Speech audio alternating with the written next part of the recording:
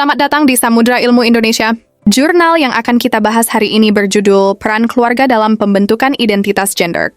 Karya seri Marlina. Identitas gender merupakan bagian integral dari perkembangan psikososial individu yang mulai terbentuk sejak masa kanak-kanak dan terus berkembang seiring bertambahnya usia serta pengalaman sosial. Keluarga menjadi lingkungan pertama dan paling berpengaruh dalam proses ini karena berfungsi sebagai agen sosialisasi utama yang menanamkan nilai, norma, dan perilaku terkait peran gender. Melalui interaksi sehari-hari, anak belajar mengenai bagaimana laki-laki dan perempuan seharusnya bersikap di masyarakat. Pola asuh orang tua, komunikasi keluarga, serta pembagian peran domestik menjadi fondasi penting dalam pembentukan pemahaman anak tentang gender. Dalam konteks masyarakat modern yang diwarnai perubahan nilai dan pengaruh media digital, peran keluarga menjadi semakin krusial sebagai filter utama dalam membantu anak memahami identitas gender secara sehat, dan fleksibel literatur menunjukkan bahwa keluarga memiliki pengaruh yang signifikan terhadap pembentukan identitas gender melalui pola asuh, komunikasi, dan nilai budaya yang dianut. Priest et al. 2023, Stolberg et al. 2024.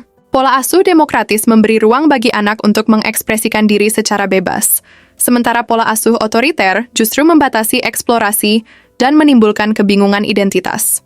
Hang et al. Menegaskan pentingnya komunikasi terbuka antara orang tua dan anak dalam membentuk pemahaman gender yang sehat.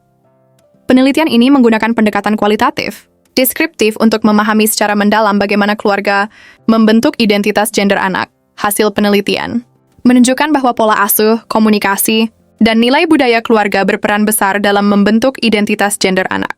Keluarga dengan pola asuh demokratis menciptakan lingkungan yang mendukung eksplorasi identitas, sedangkan pola asuh otoriter menimbulkan tekanan dan kebingungan. Komunikasi terbuka membuat anak merasa diterima, sementara komunikasi tertutup menimbulkan ketakutan dan penolakan diri.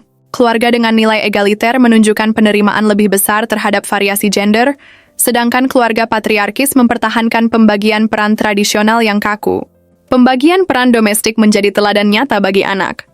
Ketika ayah dan ibu berbagi tanggung jawab secara setara, anak menginternalisasi konsep peran gender yang lebih fleksibel. Faktor lain seperti pendidikan orang tua, keberadaan saudara kandung, dan dukungan emosional juga terbukti memengaruhi penerimaan anak terhadap identitas gendernya. Anak yang merasa didukung keluarga menunjukkan kepercayaan diri dan kesejahteraan psikologis yang lebih baik dibanding mereka yang mengalami penolakan temuan.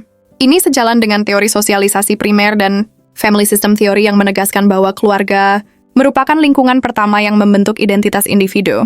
Pola asuh demokratis dan komunikasi terbuka berperan sebagai fondasi bagi perkembangan identitas gender yang sehat, sementara nilai budaya egaliter memperkuat fleksibilitas berpikir anak terhadap perbedaan peran gender. Segera kirimkan naskah terbaik Anda dan bergabunglah bersama kami dengan mengakses web jurnal Samudra Ilmu Indonesia dan bagikan video ini ke orang-orang terdekatmu.